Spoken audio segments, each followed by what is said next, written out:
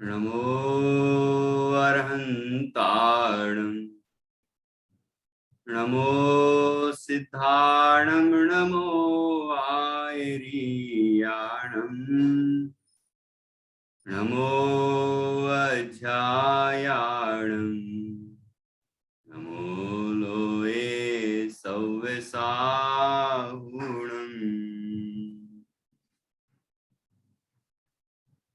मंगलम भगवान वीरो मंगलम गौतमो गणी मंगलम कुंद कुंदाद्यो जैन धर्मोस्तु मंगलम सर्वमंगल मांगल्यम सर्वकल्याणकारकम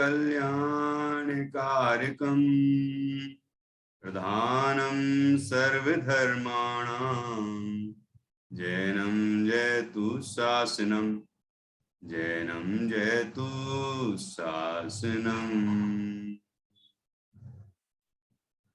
जीवम जीवम तवम जिणवर वस हैण जैणनी देठम बेविंद विंद वंदम वंदे तम सव्यदा शिरसा।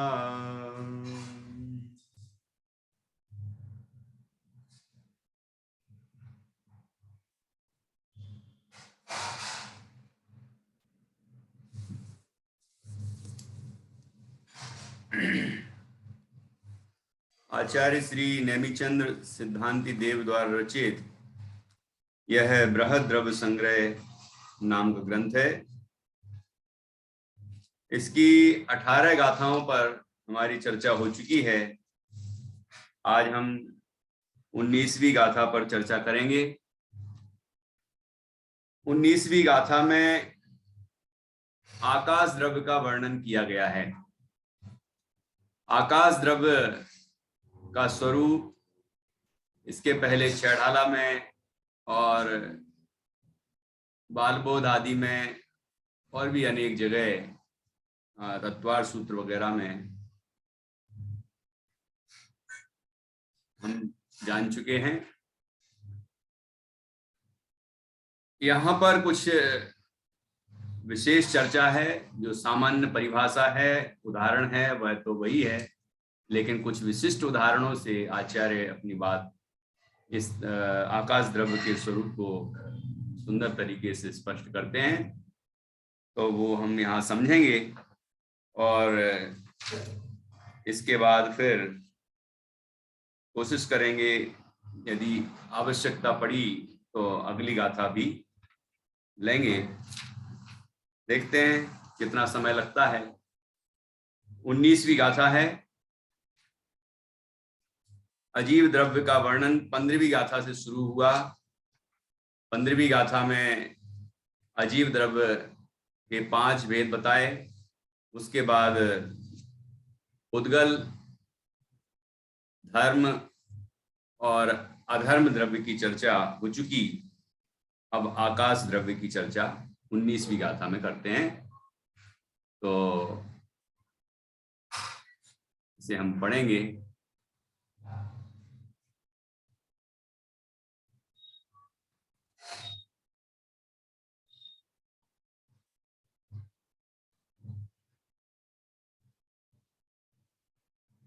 ये देखिए 19वीं गाथा है।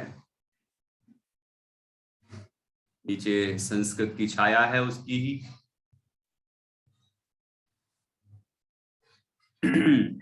बच्चे पेंसिल रखा करें और कहाँ तक हम पढ़ रहे हैं यहाँ से उस तरह से उच्चारण करेंगे, जिससे व्यवस्थित उच्चारण हो, अर्थ भी स्पष्ट हो। अवगास दान जोगम, अवगास दान जोगम, जीवादीणम जीवादीणम व्याण आयासम, जीवादीणम व्याण आयासम, जैनम जैनम लोगागासम, लोगागासम, अल्लोगागास, अल्लोगागास। देखो एक पहले आधा ला है फिर पूरा ला है, उसमें ओ की मात्रा है। अल लोगा गास मिधि, मिधि छोटी है मात्राएं दोनों छोटी की। अल्लोगागास मिधि दुविहम, दुविहम, दुविहम। अर्थ समझ में आ रहा होगा, उच्चारण करते ही थोड़ा संस्कृत, तो संस्कृत नाम ही है उसका, संस्कृत, वो संस्कृत है, परिष्कृत है भाषा, और विद्वानों की भाषा है। और ये प्राकृत भाषा है जो प्रकृति से उत्पन्न हुई है, प्राकृत है, प्राकृत, विद्वान लोग कहते हैं प्राकृत है ये। तो प्राकृत चीज जल्दी आ जाती है क्योंकि प्रकृति से प्राकृत रूप से आ जाती है सहज में। जैसे हम प्राण वायु बोलते हैं तो तुरंत समझ में आता है प्राण वायु क्या अर्थ है, लेकिन ऑक्सीजन बोलते तो नहीं आता, वो तो सीखना पड़ता है कि ऑक्सीजन क्या है। क्योंकि हमारी भाषा, हमारी मातृभाषा वो प्राकृतिक, प्राकृत है, मतलब प्राकृतिक है, हमारे अंदर से नेचुरली निकलती है। तो ऐसी ये प्राकृत भाषा है जो एक आम आदमी की भाषा थी, जो प्रत्येक भारतीय की भाषा थी। अब इसलिए इसको पढ़ेंगे तो जिसको हिंदी आती है उसको भी ये समझ में आ जाएगी। अवकाश, अवकाश, दान, दान, अवकाश दान, नीचे लिखा है संस्कृत में अवकाश दान, योगम, योगम, योग्यम, अवकाश देने के योग्य। अवकाश अर्थात जगह, जगह है ना, जैसे कहते हैं अवकाश है आज, मतलब जगह है, वो आज छुट्टी है, वो मतलब ऐसा छुट्टी अर्थ अवकाश है, वो मतलब आपको काम करने के लिए बीच में एक गैप मिला है। मतलब जो ऑफिस वर्क है उस दिन नहीं होगा, आप अपना काम कर सकते हैं अपनी मर्जी का, अवकाश है आपके लिए। ऐसे अवकाश, ये अवकाश का मतलब जगह। तो प्रत्येक द्रव्य जहां रहता है उस वो जगह घेरता है, अपनी वो जगह लेता है, मतलब उसके लिए स्पेस चाहिए, जगह चाहिए। तो वो जगह घेरता है, आकाश के प्रदेश घेरता है। उन उसको वो जगह देने में कौन निमित्त है, कौन कारण है? तो उसका नाम है आकाश द्रव्य। अवकाश दान योगम, अवकाश देने के योग्य। अपन दूसरे शब्द में जानते हैं अवगाहन देने में निमित्त, अवगाहन देने के योग्य, मतलब जो अवगाहन देता है। अवगाहन कहिए, अवकाश कहिए, जगह कहिए, स्थान कहिए, ठीक है। कोई भी वस्तु है, भले वो 1 इंच की जगह घेरे, 2 इंच की जगह घेरे, मतलब जगह, समझ में आया कि नहीं? लीटर मीटर किसी चीज में नापे हम तो वो कोई स्थान घेरेगा, कोई जगह घेरेगा। तो जगह जितनी घेरता है, रोकता है, लेता है, जगह लेता है, वो जगह है देने वाला कौन, मतलब देने में निमित्त कौन? वैसे तो प्रत्येक द्रव्य की अपनी अपनी जगह है, स्वक्षेत्र है। जीव का अपना स्वक्षेत्र है, पुद्गल का अपना स्वक्षेत्र है, सब द्रव्यों का अपना अपना क्षेत्र है। लेकिन उनके क्षेत्र, उनको क्षेत्र देने में निमित्त भी है कोई, वो निमित्त है, उसका नाम है आकाश द्रव्य, ठीक है। अवकाश, अवकाश दान जोगम, किस किस को? जीवादीणम, जीव आदि, आदीणम, जीव आदि को। जीव आदि में क्या क्या आ गए? जीव, पुद्गल, धर्म, अधर्म और काल, और आकाश नहीं आएगा। खुद को भी तो खुद जगह देने वाला भी है, खुद जगह लेता भी है, ठीक है। खुद जगह, उसकी भी तो जगह है यहाँ, जो जहां भी रहता, पूरे पूरे 3 लोक और आलोक में भी रहता है, तो जगह तो उसकी भी है। तो वो स्वयं को भी जगह देता है और दूसरों को भी जगह देता है, ऐसा उसका स्वरूप है। अभी इसमें और सुंदर सुंदर चर्चाएं आने वाली हैं। अभी कुछ ऐसे प्रश्न करेंगे जो प्रश्न सुन के आपको लगे ये क्या हो सकता है, ऐसे कैसे हो सकता है, मतलब ये प्रश्न क्या है, लेकिन आचार्य उसका समाधान करेंगे तो बहुत आनंद आएगा सुन के। देखो अवका जीवादीनम, तो जीव पुद्गल धर्म अधर्म आकाश काल सभी द्रव्यों को जो अवकाश देने के योग्य है, अवकाश दे सकता, जगह देता है, उसको आयासम व्याण, आयासम आकाशम व्याण जानो, आकाश द्रव्य जानो, विजानी ही आकाशम। ठीक है, ये किसने कहा? जैनम। जैनम अर्थात देखो, जैनम नीचे संस्कृत की दूसरी लाइन है व्याख्या के, जैनम जिनस्यदम जैनम, जिनका मतलब जिनेन्द्र भगवान का है सो जैन, जिनैन प्रोक्तम, जिनेन्द्र भगवान के द्वारा कहा गया है वह जैनम, वह जैन। मतलब ये बात किसने बताई? कि जिनेन्द्र भगवान ने बताई। जिनका भक्त सो जैन, हम लोग जैन है ना, सभी जैन धर्म को मानने वाले हैं, है ना, जैन धर्म जिनेन्द्र भगवान की आज्ञा मानते हैं इसलिए जैन है। अब जो आज्ञा मानता नहीं लेकिन वो पीढ़ी दर पीढ़ी जैन नाम रखाता है, तो क्या जैन हो गया वो? या कि कोई अपना सरनेम जैन नहीं लगाता है लेकिन जैन धर्म पालता है तो वो जैन है। जैन धर्म है, वो जो मानता है उसका है, वो जो उसका पालन करे उसका है, वो जिनेन्द्र भगवान का भक्त है। ठीक है ना, देखो यहां लिखा है कि नहीं, जिनेन्द्र भगवान ने कहा है, वो जैनम मतलब जिनेन्द्र भगवान के द्वारा कहा गया। जैनम लोगागासम, लोकाकाशम, अल्लोगागासम, संधि विच्छेद कर देंगे, अल्लोकागासम, अलोकाकाश, लोकाकाश और अलोकाकाश, इति इति, इस प्रकार, है ना। दुविहम दो प्रकार का है, दुविधम दो प्रकार का है, आकाश द्रव्य दो प्रकार का है। अर्थात क्या ये दो खंड हैं क्या उसके, दो भाग हैं क्या उसके आकाश के? कि नहीं नहीं नहीं नहीं, दो भाग नहीं है, दो खंड नहीं है, दो टुकड़े नहीं है, है ना। फिर क्या है कि जहां जीवादि द्रव्य पाए जाएं उस स्थान को कहते हैं लोकाकाश, और जहां जीवादि द्रव्य ना पाए जाएं, केवल आकाश ही आकाश हो, उसको कहते हैं अलोकाकाश। बस आकाश, लोकाकाश और अलोकाकाश की यही परिभाषा है। और ये बात यहाँ अभी टीका में आएगी। ये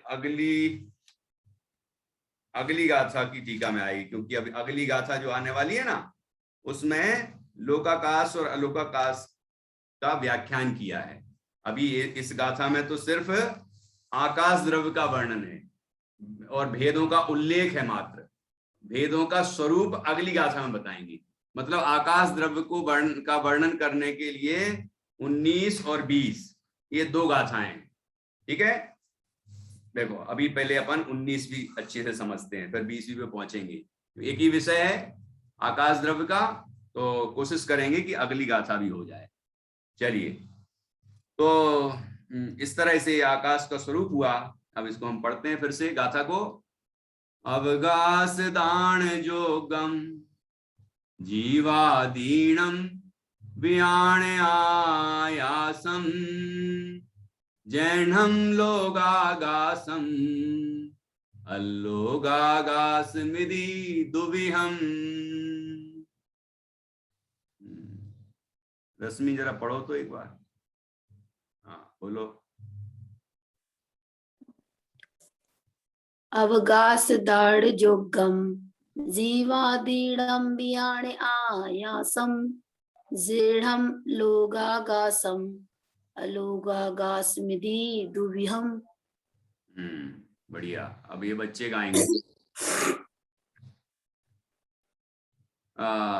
सानवी आपको आ गया? नहीं आया? अरे कोई बात नहीं, अभी आ जाएगा।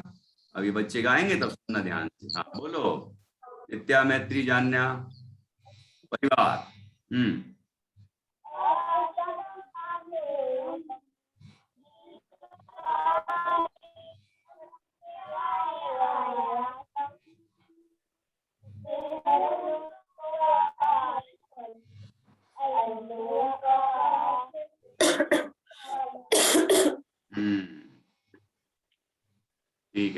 बहुत बढ़िया। देखो इस तरह से ये उदाहरण हुआ। अब इसकी टीका में कुछ विशिष्ट उदाहरण हैं, वो भी हम पढ़ेंगे, क्योंकि गाथा का अर्थ और इसके साथ इसकी जो टीका है वो बहुत जोरदार है। अब कई गाथाओं की टीका बहुत लंबी लंबी है, तो उसका तो हम सार बताएंगे, लेकिन जो गाथाओं की टीका छोटी छोटी है और कुछ विशेष अंश हैं, वो तो हम आपको बताएंगे। कई गाथाओं की टीका हम पूरी पूरी भी पढ़ सकते हैं, और कुछ के अंश आपको बताएंगे, विशिष्ट विशिष्ट अंश, बाकी आपको स्वाध्याय करना होगा। तो अपने पास ग्रंथ रखें टीका सहित, उसका स्वाध्याय करें, और तो निश्चित रूप से आपको विशिष्ट लाभ होगा। चलिए, तो अब हम टीका एक बार पढ़ते हैं। जो बात यहाँ अभी अपन ने की है वो टीका में भी आई है। देखो इसको पढ़ते हैं।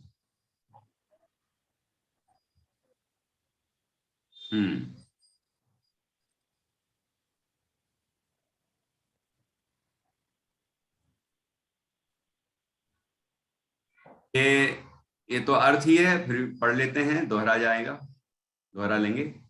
जो जीवादि द्रव्यों को अवकाश देने की योग्य है, उसे जिनेन्द्र देव द्वारा कथित आकाश द्रव्य जानो।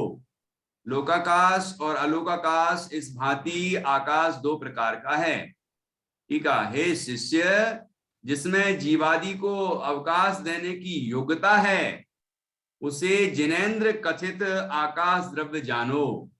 वह लोक और अलोक रूप आकाश के भेद से दो प्रकार का है। तो आकाश द्रव्य ऐसा एक द्रव्य है जिसे सभी दर्शन मानते हैं।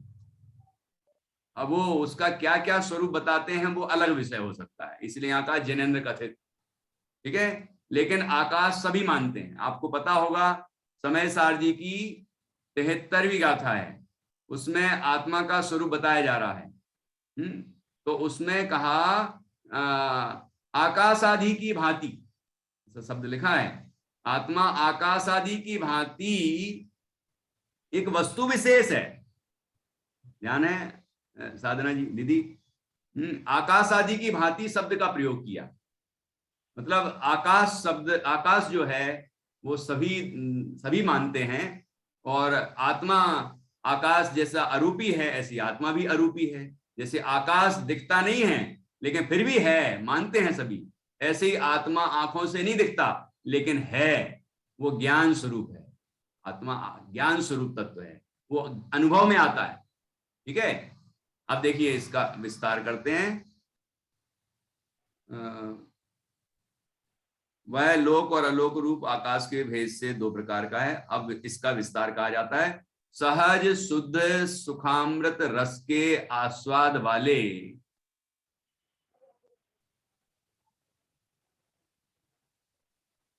परम समरसी भाव से भरितावस्थ, इसके लिए लिख रहे हैं, देखना जरा ध्यान से।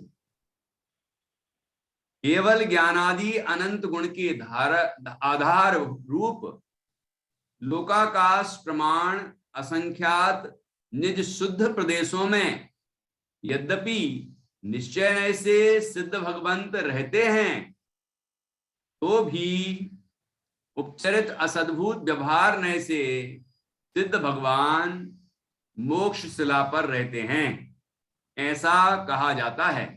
इस प्रकार पहले कहा गया है। कौन सी गाथा में कहा गया है? 14वीं गाथा में कहा गया है। वहां सिद्धत्व अधिकार था, जीव तत्व का वर्णन करने वाला, वहां कहा गया है ऐसा मोक्ष जिस प्रदेश में परम ध्यान द्वारा आत्मा स्थिर होकर कर्म रहित होता है, वहां ही होता है, अन्यत्र नहीं। ध्यान करने के स्थान में कर्म पुद्गलों को छोड़कर ऊर्ध्वगमन स्वभाव से गति करके मुक्त आत्माएं लोकाग्र में स्थिर होती हैं। अतः उपचार से लोकाकाश उपचार से लोक के अग्रभाग को भी मोक्ष कहते हैं। तीर्थ स्वरूप पुरुष के द्वारा सेवित भूमि जलादि रूप स्थान भी उपचार से तीर्थ कहा जाता है। इस प्रकार सरलता से बोध होने के लिए कहा जाता है। उसी प्रकार सर्व द्रव्य यद्यपि निश्चय नय से अपने प्रदेशों में रहते हैं, तो भी उपचरित असद्भुत व्यवहार नय से लोकाकाश में रहते हैं। इस प्रकार भगवान श्री नेमिचंद्र सिद्धांति देव का अभिप्राय जानना चाहिए। ये आचार्य ब्रह्मदेव सूरी लिख रहे हैं, इसलिए उन्होंने मूल जो ग्रंथकार हैं जिन्होंने गाथा सूत्र लिखे हैं, उन आचार्य नेमिचंद सिद्धांति देव का उल्लेख करते हैं यहाँ और कहते हैं ये उन्होंने कहा है, ये उनका अभिप्राय है। अब देखिए यहाँ कितनी बातें बताई। पहले तो सिद्ध भगवान का वर्णन किया, ठीक है, और सिद्ध भगवान कहाँ रहते हैं, निश्चय से कहाँ रहते हैं और व्यवहार से कहाँ रहते हैं, ठीक है। ऐसे प्रत्येक द्रव्य निश्चय से कहाँ रहते हैं और व्यवहार से कहाँ रहते हैं। इतना सुंदर बताया कि नहीं। मतलब ये कि ये आध्यात्मिक ग्रंथ है, तो आचार्य वर्णन कर रहे हैं आकाश का, तो उससे तो न्याय करेंगे, क्योंकि वर्णन तो आकाश का ही करेंगे, लेकिन उदाहरण के रूप में सिद्ध भगवान का जीव तत्व का, जीव द्रव्य का स्वरूप बता रहे हैं। तो ये उनके अध्यात्म का रस है, अध्यात्म का रस है। इसलिए आकाश का वर्णन करते हुए उदाहरण के रूप में उन्होंने जीव द्रव्य का उदाहरण दिया। और उदाहरण परिचित होता है, ये नियम है, उदाहरण परिचित होता है। तो पहले 9 अधिकारों में जीव का स्वरूप कह आए हैं, और यहां भी कहा कि ये बात पहले कही जा चुकी है, तो जल्दी समझ में आ जाएगी कि जैसे जीव का ऐसा स्वरूप है ना, ऐसे ही आकाश का इस तरह स्वरूप है। ऐसा बिठाया है, देखो कितना सुंदर तरीके से।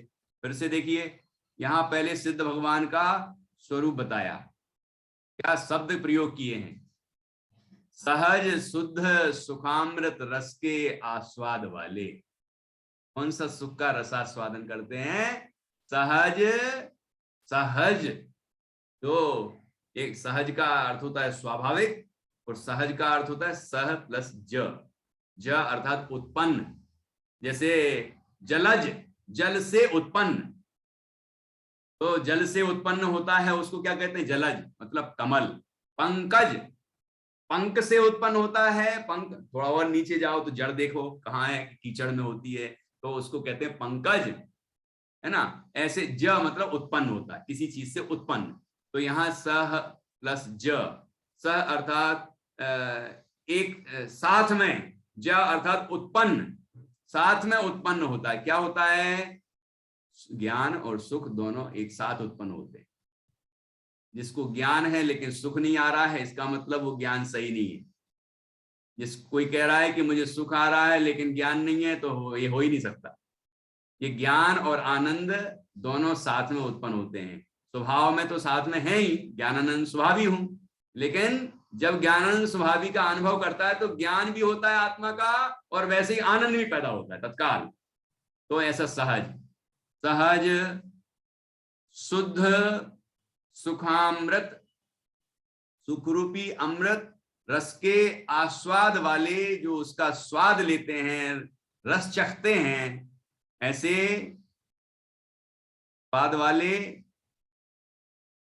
परम समरसी भाव से भरितावस्थ। कौन से भाव से भरे हैं, परम समरसी भाव, परम समता रस के, वितराग रस के भाव से भरे हुए हैं। ऐसी अवस्था है जिनकी, और केवल ज्ञानादि अनंत गुण के आधार रूप हैं, केवल ज्ञानादि जिनके अंदर रहते हैं, ऐसे सिद्धात्मा जिनके आत्मा जो वस्तु है ना, उसमें ही तो बसते हैं धर्म गुण।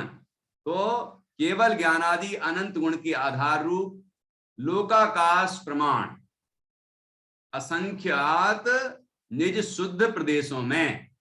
कितने प्रदेश हैं प्रत्येक आत्मा में? पूरे ही प्रदेश रहते हैं। लोक प्रमाण असंख्यात।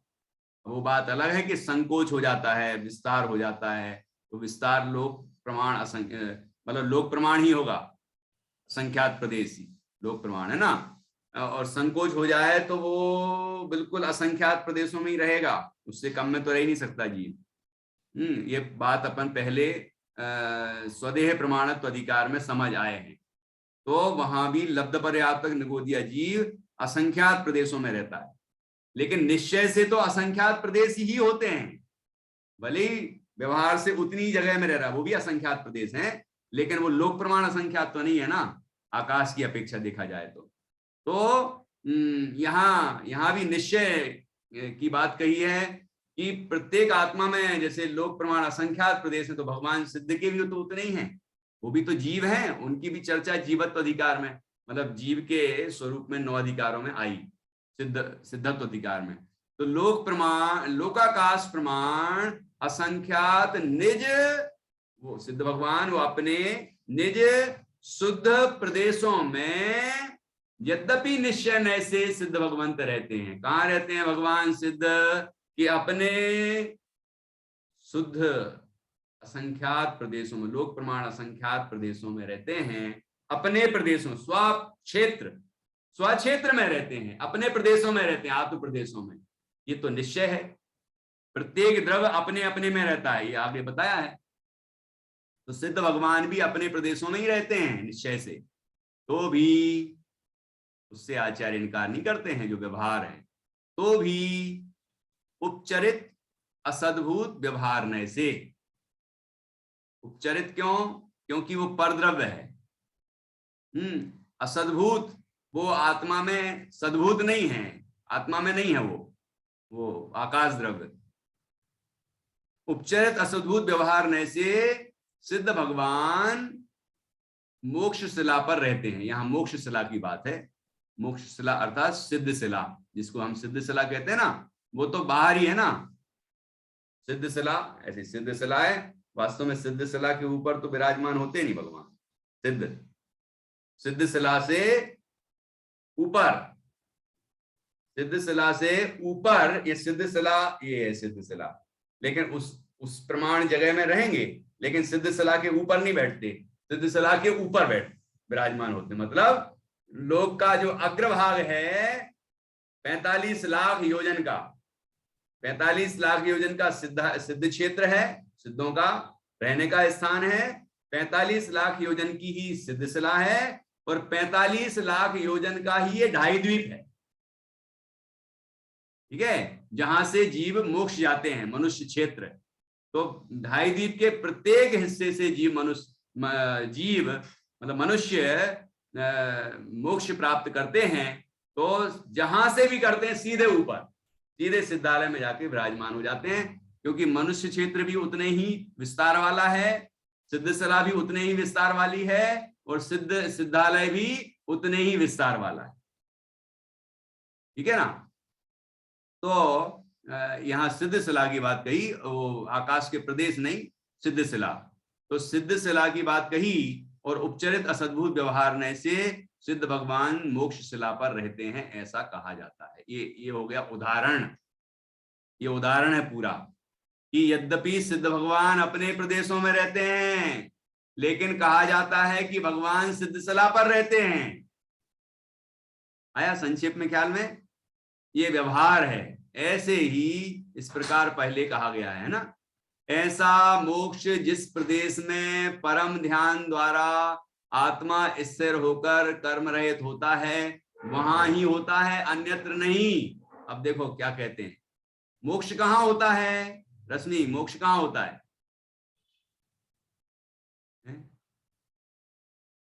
देखो साधना जी बहुत मुस्कुरा रही, उनको बहुत आनंद आ रहा है इस गाथा में, है ना, क्योंकि गाथा कमाल की है। और बहुत बढ़िया गाथा मैं आपको बताने वाला हूँ इसके अंदर से, ये आपने 6 द्रव्य तो पढ़े होंगे, लेकिन इस तरह नहीं पढ़े होंगे, नहीं पढ़ा, जैसे आचार्य ने समझाया है यहाँ पर। बहुत बहुत जबरदस्त टीका है। मतलब क्या सिद्ध भगवान की महिमा बताई है। भरितावस्थ, ऐसे आस्वाद वाले। और ये भी कितने तीर्थ की भी परिभाषा बड़ी सुंदर ये दी है। तीर्थ की भी आ गई, बिल्कुल। जहाँ जहाँ मोक्ष तो यही नीचे ही हो गया उनको। मोक्ष तो आत्म प्रदेशों में होता है। कहाँ हो होता है गया। रश्मि? अपने में होता है ना। आनंद कहाँ होता है? अपने अंदर होता है। देखो, सकल गे ज्ञायक तदपि निजानंद रस लीन, है ना। सारे गेयों के ज्ञाता होने पर भी अपने आत्मा के आनंद का रस लेते हैं। तो वो आनंद कहाँ से मिलता है? अपने अंदर से। लीन कहाँ होते हैं? अपने अंदर। वो मोक्ष अवस्था कहाँ प्रकट होती है? अपने अंदर। तो मोक्ष तो भगवान को अपने प्रदेशों में पैदा हुआ है, प्रकट हुआ है ना। लेकिन कहाँ कहते हैं कि वो देखो वहां हुआ है, वहां सिद्धालय में रहते हैं, ऐसा ये व्यवहार है।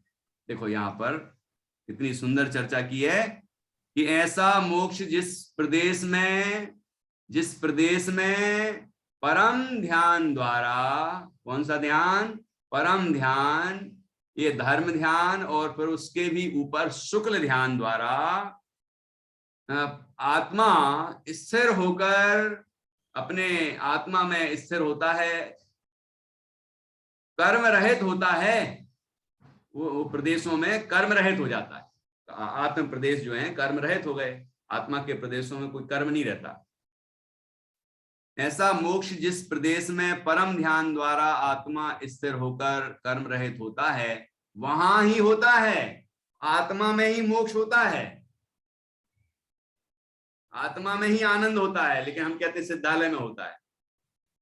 व्यवहार है, वो कहना गलत नहीं है, वो कहना गलत नहीं है। सिद्ध भगवान कहा रहते सिद्धालय में, ये कहना गलत नहीं है। वो नए है, उसका दृष्टिकोण है। लेकिन ये भी तो वास्तविक बात भी तो मालूम होना चाहिए कि मोक्ष यहां होता है आत्मा में, है ना। आनंद यहां होता है आत्मा में, रत्नत्रय यहां होता है आत्मा में। आत्मा में ये सारे मोक्ष मार्ग प्रकट होता है और आत्मा में ही मोक्ष होता है। आत्मा में ही केवल ज्ञान आदि होते हैं। ये आत्मा के गुण धर्म शक्तियां हैं, ये आत्मा में होती हैं। ठीक है, देखो अन्यत्र नहीं। जिन प्रदेशों में ध्यान लगाया उन प्रदेशों में ही मोक्ष प्रकट होता है, आत्मा कर्म रहित होता है, अन्यत्र नहीं। ध्यान करने के स्थान में कर्म पुद्गलों को छोड़कर ऊर्ध्वगमन स्वभाव से गति करके मुक्त आत्माएं लोकाग्र में स्थिर होती हैं। अतः उपचार से लोक के अग्रभाग को भी मोक्ष कहते हैं। मोक्ष क्यों कहते हैं उस स्थान को? क्योंकि मुक्त आत्माएं, मोक्ष जिनको हुआ है वो जीव वहां रहते हैं, इसलिए उसको मोक्ष कहते हैं। मुक्तिपुरी भी कहते हैं, सिद्धालय भी कहते हैं। ठीक है, लेकिन मोक्ष तो आत्मा में हुआ है। देखो कितनी जोरदार बात निकली यहाँ पर। एक ध्यान करने के स्थान में, मतलब जहां हम आत्मा नहीं, ध्यान करने के स्थान में मैं एक अर्थ ये हो सकता है कि जिस स्थान पर, जैसे संवेद शिखर या और भी अनेक स्थान हैं, सिद्ध क्षेत्र जो हैं, कि उन स्थानों पर वो उन्होंने अंतिम ध्यान लगाया, है ना। अरहंतों, मुनिराजों ने अरहंत अवस्था में भी कह सकते हैं, अंतिम ध्यान लगाया और उसके बाद कर्म के सारे प्रदेशों को छोड़ दिया।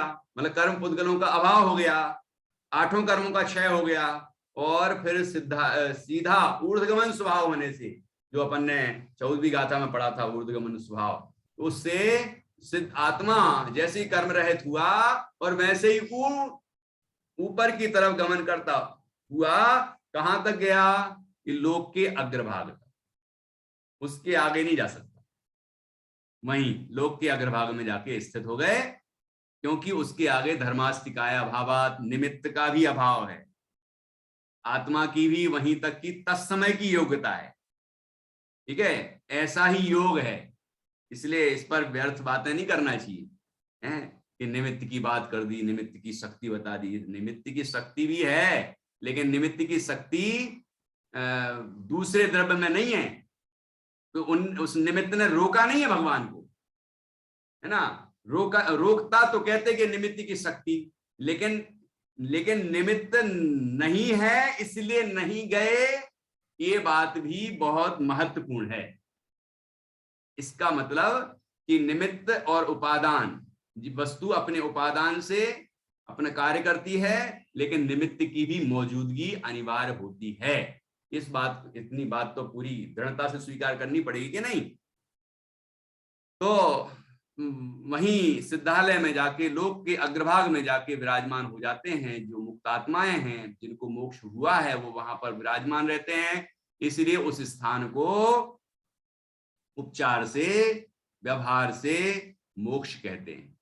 ठीक है, अब और देखिए, ये दो बातें हो गई, सिद्ध शिला, मोक्ष शिला, है ना। दूसरा मोक्ष, उस स्थान को मोक्ष, सिद्ध शिला पर रहते हैं, एक कथन। मोक्ष वहां है ऊपर, ये दूसरा कथन। अब तीसरा देखिए, तीर्थ स्वरूप पुरुष के द्वारा सेवित भूमि जल आदि रूप स्थान भी उपचार से तीर्थ है। बोलो है कि नहीं। सम्मेद शिखर सिद्ध क्षेत्र है। अब सिद्ध भगवान वहां सम्मेद शिखर में रहते हैं क्या? पावापुर में तो रहते ही होंगे, अष्टापद में, कैलाश पर्वत है, कहाँ, चंपापुर में तो रहते। और यहाँ अपने पड़ोस में, हमारे इंदौर के पास सिद्धवरकूट में तो होंगे ही। नहीं, द्रोणगिरी में, रश्मि, द्रोणगिरी में नहीं, सिद्ध क्षेत्र तो है। यही तो उपचार है। उपचार से उसको सिद्ध क्षेत्र कहते हैं, तीर्थ क्षेत्र कहते हैं। क्यों कहते हैं? कि उस स्थान से तेरे हैं जीव, सिद्ध बने हैं जीव, इसलिए उस स्थान को भी सिद्ध क्षेत्र कह देते हैं, तीर्थ कहते हैं। देखो कितने उपचार हैं, 3 हो गए। एक, मोक्ष शिला क्यों कहा? क्योंकि उसके ऊपर मुक्त जीव रहते हैं। उस स्थान को मोक्ष क्यों कहा? जबकि मोक्ष तो आत्मा में होता है। तो कहते हैं कि क्योंकि वहां पर जिनको मोक्ष हुआ है वो जीव रहते हैं। ठीक है, यद्यपि मोक्ष तो अपने प्रदेशों में होता है, कर्मों का अभाव भी यही होता है, और मुक्त अवस्था आत्मा में प्रकट होती है, केवल ज्ञान आदि आत्मा में होते हैं।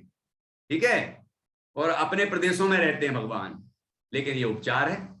तीसरा, कि उस जिस स्थान से मोक्ष हुआ उस जमीन को, या जल आदि लिखे ना, पावापुर जल मंदिर, अब वहां तो जल ही जल है, तालाब है। वो घटना, किंवदंती जो भी है, वो घटना है कि पहले तो समतल था, लेकिन बाद में फिर वो लोगों ने मतलब वहां पर खोदा, जो भी है, मैं कहानी दोहराऊंगा नहीं, तो वहां पर ऐसा तालाब बन गया।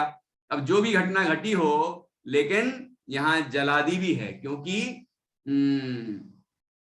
कोई जैसे लवण समुद्र है, कालोदधी समुद्र है, तो वो भी तो सिद्ध क्षेत्र हैं। क्यों? कि वहां से भी सिद्ध अवस्था प्राप्त होती है, 2.5 दीप के अंदर ही आते हैं वो भी। अब कोई मुनिराज आत्म साधना में मग्न थे, और किसी पूर्व भाव के शत्रु ने उनको उठाया और वहां लवण समुद्र में फेंक दिया। ठीक है, और लेकिन वो मुनिराज तो अपने में ही लीन रहे, और उनने 4 घातीय कर्मों का क्षय किया, केवल ज्ञान हो गया। तो वही उससे भी जो जल का स्तर है उससे ऊपर 5000 धनुष ऊपर विराजमान हो गए, और उसके बाद अन्य अघाती कर्मों का भी क्षय किया और सिद्धालय में विराजमान हो गए। तो वो जल क्षेत्र हो गया ना, वो जल क्षेत्र। तो वहां से भी, जल क्षेत्र से भी मोक्ष जाते हैं। ठीक है, तो भूमि जलादि रूप स्थान भी उपचार से तीर्थ है।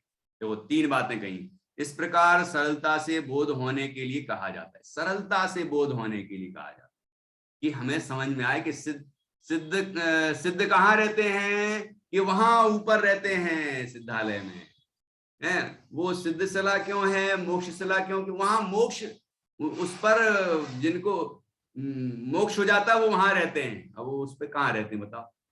ये उपचार है। उपचार से मोक्ष शिला कहते हैं, क्योंकि उसके ऊपर सिद्धालय, वो पूरा क्षेत्र सिद्धालय, सिद्ध क्षेत्र है। और जहां से मोक्ष हुआ, ये सिद्ध क्षेत्र धरती पर जलादि के, है ना, इनको भी सिद्ध क्षेत्र कहते हैं। ये आसानी से समझ में आ जाए इसके लिए कहते हैं उपचार से। परमार्थ से तो आत्मा के प्रदेशों में ही मोक्ष होता है, आत्मा के प्रदेश कर्म मुक्त होते हैं, आत्मा के प्रदेशों में ही केवल ज्ञान आदि प्रकट होते हैं, सिद्ध अवस्था प्रकट होती है, ठीक है ना। इसलिए मोक्ष तो अपने प्रदेशों में ही होता है, अपने में स्थिर होने से ही होता है, ठीक। उसी प्रकार अब जो मूल विषय है इस गाथा का वो तो आकाश द्रव्य को समझाना है, ये तो उदाहरण है, क्योंकि ये बात आ चुकी है, परिचित विषय है। तो यहाँ कहते हैं कि उसी प्रकार सर्वद्रव्य यद्यपि निश्चय नय से अपने प्रदेशों में रहते हैं तो भी, सब अपने अपने प्रदेशों में रहते हैं, तो भी उपचरित असद्भुत व्यवहार नय से लोकाकाश में रहते। कहाँ रहते हैं? लोकाकाश में रहते। इस प्रकार भगवान श्री नेमिचंद सिद्धांति देव का अभिप्राय जानना चाहिए, ठीक है। अगली गाथा में इसकी टीका में आएगा एक, लोक्यन्ते दृश्यन्ते जीवादि द्रव्याणि इति लोका, अगली में है 20वीं गाथा, उसकी टीका में शुरू में दूसरी पंक्ति में ही है ये परिभाषा लोक की, ठीक है। तो देखते हैं अभी, ये ख्याल में आई होगी, ये गाथा समझ में आ गई होगी, है ना। देखो ऐसी बड़ी सुंदर गाथा है। यहाँ हम एक बार और पढ़ लेते हैं 19वीं गाथा, और उसके बाद फिर थोड़ा सा समय और है तो हम 20वीं गाथा कर लेते हैं। अवगास दान जोगम जीवादीणम व्याण आयासम जैनम लोगागासम अल्लोगागासमिति दुबिहम। अब देखो इसी बात को और समझाया है, क्योंकि यहाँ तो नामोल्लेख किए हैं लोकाकाश अलोकाकाश के भेद किए हैं। अब यहाँ आगे बताते हैं कि लोकाकाश किसे कहते हैं, अलोकाकाश किसे कहते हैं, ठीक है ना। बस यही लोकाकाश और अलोकाकाश को अगली गाथा में 20वीं गाथा में समझाया गया है, तो वो और पढ़ेंगे हम। देखिए अगली गाथा ध्यान से सुनना सभी, बहुत सरल है, जल्दी से समझ में आएगी।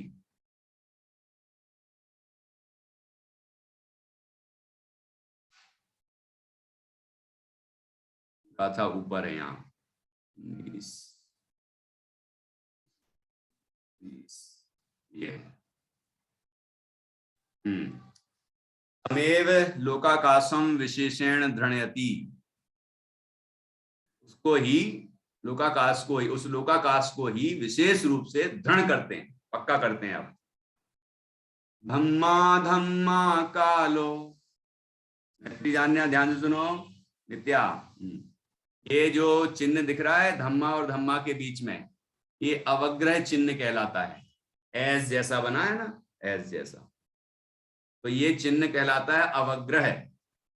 ये अवग्रह चिन्ह वहां लगाया जाता है जहां पर संधि होती है अ के साथ। तो अ ऐसे बोला नहीं जाएगा, लेकिन वो हल्का उच्चारण तो आएगा, उसका ध्वनि आएगी, लेकिन अ ऐसा नहीं बोलेंगे, अधम्मा ऐसा नहीं बोलेंगे, क्योंकि संधि है ना। तो संधि से धम्मा और अधम्मा, धम्मा और अधम्मा थे, तो धम्मा का आ और अधम्मा का पहला आ ये दोनों मिले तो धम्मा धम्मा हो गया। अब वो बताने के लिए कि यहाँ संधि है अ की, तो यहाँ पर ऐसे जैसा ये चिन्ह बनाया जाता है जिसका नाम है अवग्रह चिन्ह, ठीक है। धम्मा उसका उच्चारण नहीं करना है, धम्मा धम्मा कालो ऐसा बोलना है, लगातार बोलेंगे तो धम्मा धम्मा एकदम ऐसा अधम्मा की ध्वनि आ रही है, धम्मा धम्मा धम्मा धम्मा, अरे धम्मा धम्मा कालो पुग्गल जीवाय संति जावदिये लो आया से सो लोगो, आया से सो लोगो तत्ता परदो, जैसे तत्तो परदो है, इसमें लिखा है तत्तो तत्ता परदो, किसी में तत्तो परदो लिखा होगा, तो हम कोई दिक्कत नहीं, तत्ता पढ़ लेते हैं, अर्थ तो वही निकलेगा। तत्ता परदो अलो गुत्ती तत्तो परदो अलो गुत्तो, ये भी एक पाठ है, ठीक है, पाठांतर। तो देखो, धम्मा धम्मा, धम्म धर्म, अधम्मा अधर्म, कालो काल, पुद्गल पुद्गल, जीवा जीवा जीवा बहुवचन लगाया क्योंकि ये जीव है ना, जीवा जीव, या ये और है ना, तो पुद्गल और जीव संति, संति अर्थात हैं, जावदिये जहां तक हैं, जहां जहां तक जीव, पुद्गल, धर्म, अधर्म और काल द्रव्य हैं, ठीक है, कहां कहां तक हैं, आयासे, आकाश में, आकाश में जहां जहां तक ये जीवादि द्रव्य हैं, सो लोगो सो लोको, वह लोक है, ठीक है, लोकाकाश है वो। तत्तो परदो अलोगुत्तो, तत्ता परदो अलोगुत्ती, कि तत्ता उसके बाद, परदो बाद में, तत्ता वहां से आगे, पर्दा है ना, अलोगुत्ती, अलोगुत्ती मतलब अलोगुत्तो, मतलब अलोकाकाश, कि उससे आगे क्या है, दूसरा जो आकाश का दूसरा नाम है, भेद है, वह अलोकाकाश, अलोकाकाश, अलोक, लोक नहीं है वो, अलोक, लोक, लोक किसे कहते हैं, अभी टीका पढ़ेंगे तो वहां देखेंगे।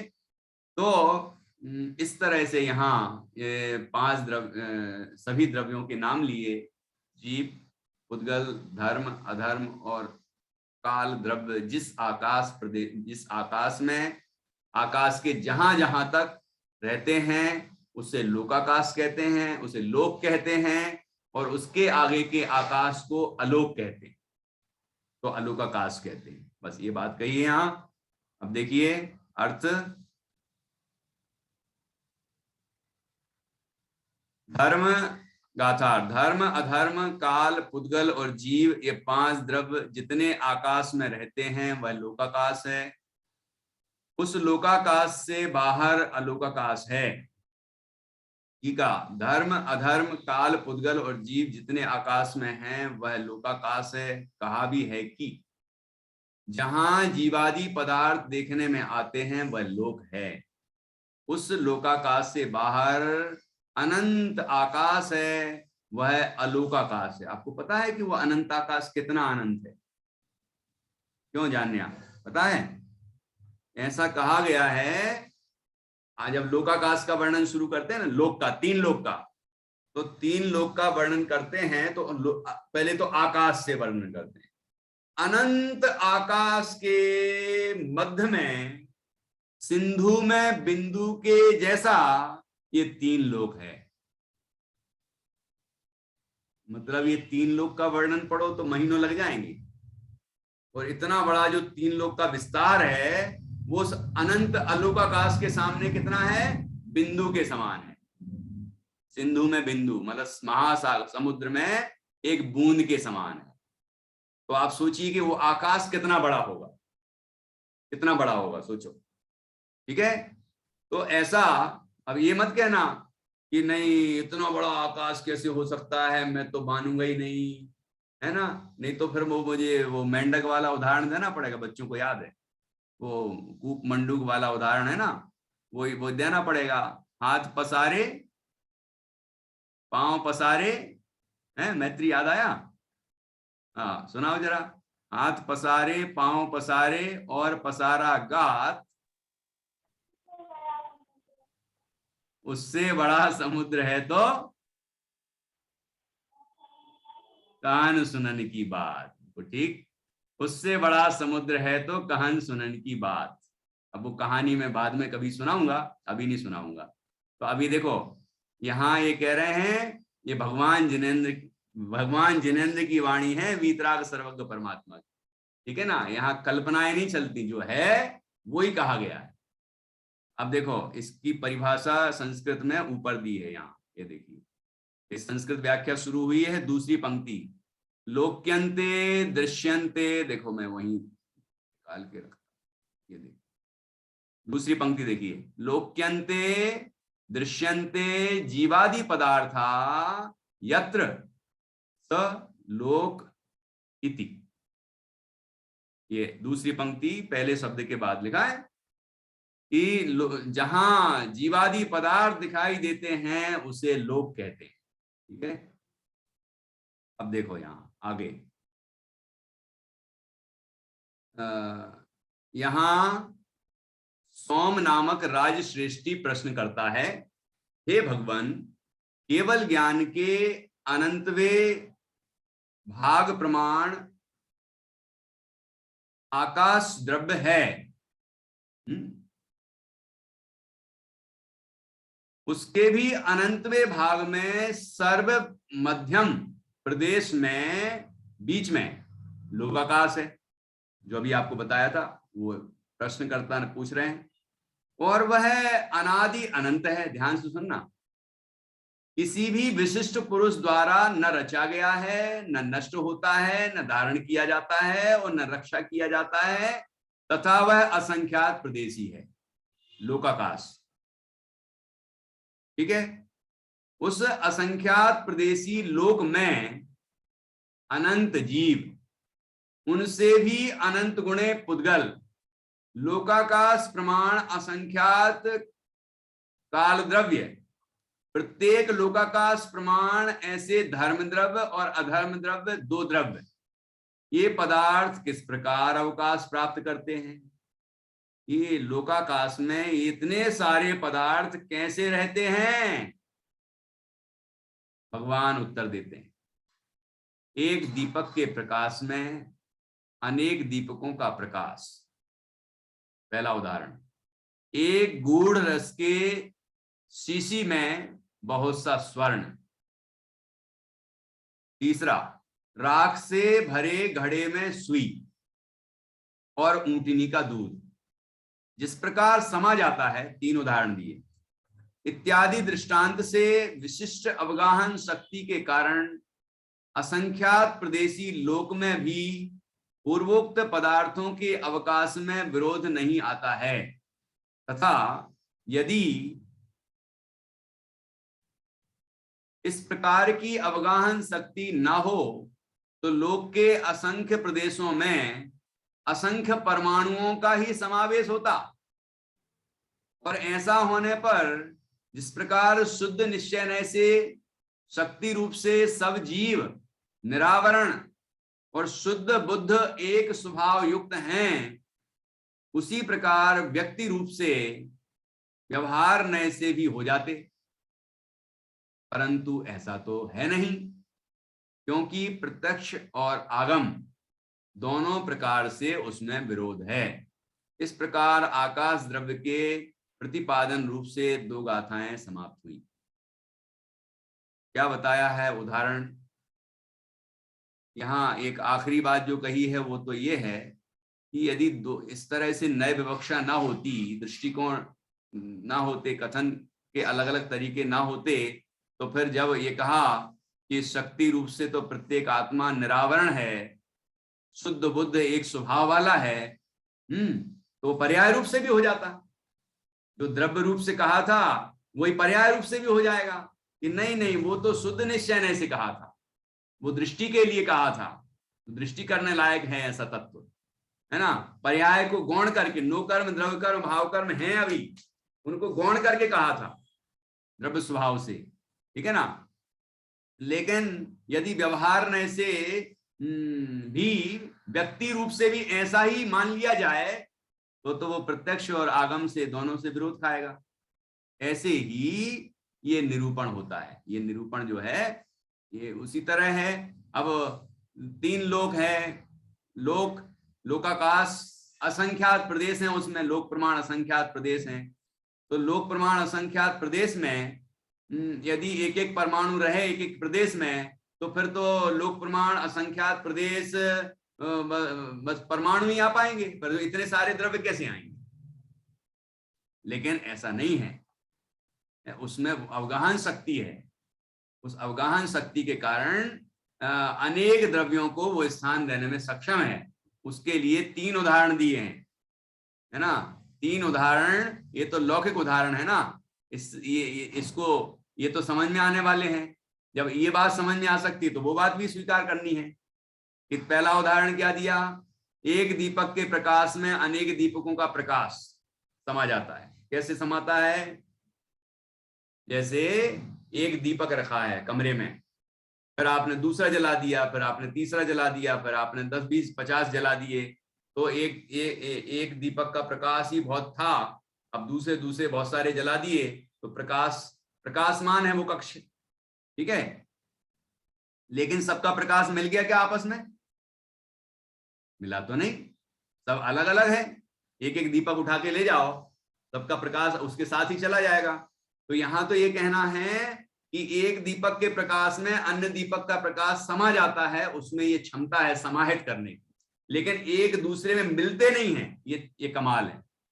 ऐसे ही इस लोकाकाश में ये जीवादि सभी द्रव्य एक साथ रहते हैं और लोकाकाश सबको रहने के लिए स्थान देता है, ये उसकी शक्ति है, ठीक है। और सभी एक दूसरे से मिलते नहीं हैं, मिल नहीं जाते एक दूसरे में, ये क्षमता है, ठीक है, ये स्वभाव है।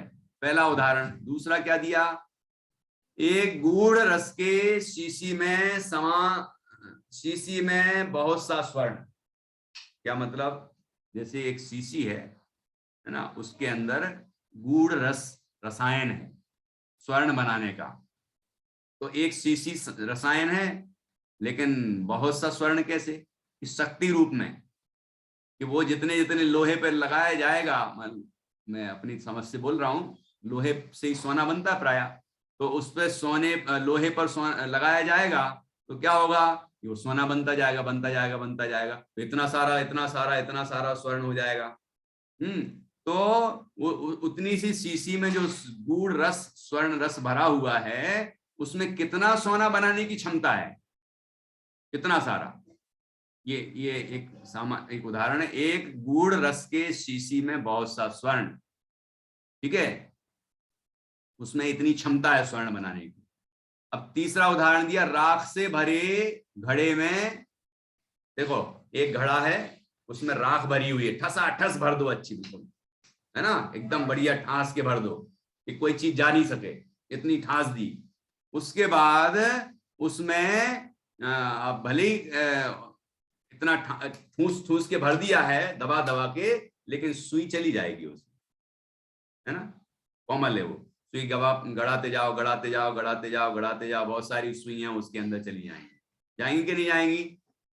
और फिर ऊंटनी का दूध डालते जाओ, वो ग्रहण कर लेगा ना, वो राख उसमें उसको ग्रहण कर लेती है ना, गीली होती जाएगी, तो वो पूरा इतना सारा दूध उसमें भरते गए समाता जा रहा है। तो ये एक ही घड़ा है, उसमें राख तो पूरी भरी थी ठसाठस, अब उसी में इतनी सारी सुई चली गई, इतना ऊंटनी का दूध चला गया, तो ये जगह कहाँ से आई? ये ऐसी क्षमता है उसमें, है ना, उस घड़े में ऐसी क्षमता है। और अन्य द्रव्य भी कोई विरोध नहीं करते, जैसे राख विरोध नहीं कर रही है दूसरों का, या सुई विरोध नहीं कर रही है ना, वो सब एक दूसरे को समा रहे हैं और सब अलग अलग हैं, सबका स्वरूप अलग अलग है। तो ऐसा होता है उदाहरण में। ऐसे ही ये यहाँ पर कैसे कहते हैं कि विशिष्ट अवगाहन शक्ति के कारण असंख्य प्रदेशी लोक में, है ना, ये पूर्वोक्त पदार्थों के अवगाहन में विरोध नहीं आता है। ये सारे पदार्थ इस लोकाकाश में जो असंख्यात प्रदेशी है, उसमें सभी द्रव्य समा जाते हैं। अनंत तो जीव है, अनंत, उससे भी अनंत गुणे, अनंत पुद्गल। धर्म द्रव्य एक, पूरा 3 लोक प्रमाण, अधर्म द्रव्य एक, पूरा 3 लोक प्रमाण, ठीक है। काल द्रव्य लोक प्रमाण असंख्यात संख्या है उनकी, एक प्रदेश पर एक कालाणु द्रव्य हैं, आएगी अभी चर्चा। और लोकाकाश स्वयं वो रहता है, ये लोकाकाश में ये सभी द्रव्य रहते हैं। तो ऐसी लोकाकाश की अपनी अवगाहन क्षमता है, इस कारण से उसमें ये सभी निर्विरोध रूप से रहते हैं, समा जाते हैं, इसमें कोई विरोध नहीं है। इस तरह यहाँ लोकाकाश उसका स्वरूप बताया गया है और सभी द्रव्य किस तरह रहते हैं, जीवादि द्रव्य, हम सब भी यहाँ रहते हैं लोकाकाश में, ये चर्चा भी इसमें आ गई है। अब हम एक बार इस गाथा को एक बार फिर से पढ़ेंगे और आज की चर्चा को पूर्ण करेंगे। अगर कोई विशिष्ट प्रश्न हो तो आप कल और पूछ सकते हैं, अभी की चर्चा हम यहाँ पूर्ण करेंगे।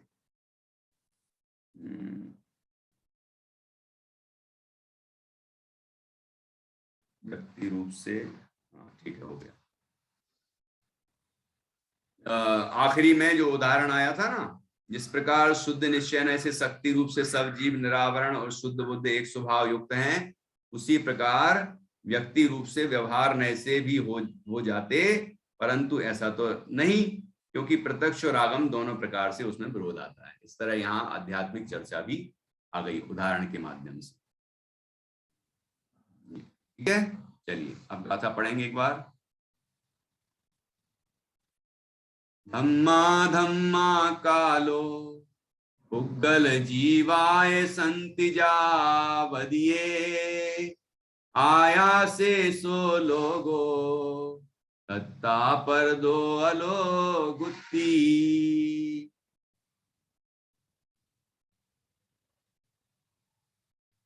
अब हम जिनवाणी स्तुति करेंगे। किसी को कोई प्रश्न होगा तो कल आप पूछ सकते हैं आकाश द्रव्य के संबंध में, पर कल हम काल द्रव्य की चर्चा प्रारंभ करें।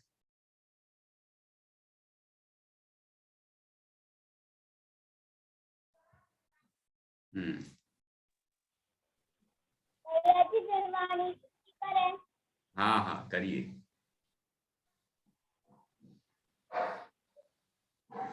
शादवाद ने बोल दीजिए।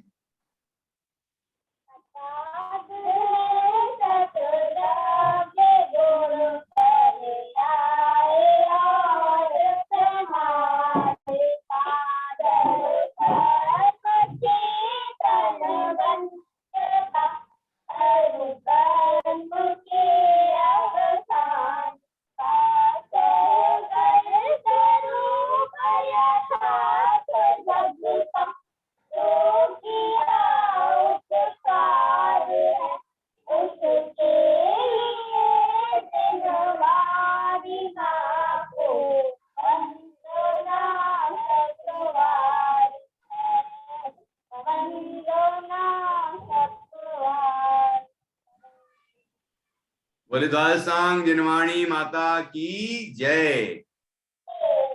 महान जिन धर्म की जय। सभी 9 बार नमोकार मंत्र के माध्यम से पंच परमेष्टि का स्मरण करें।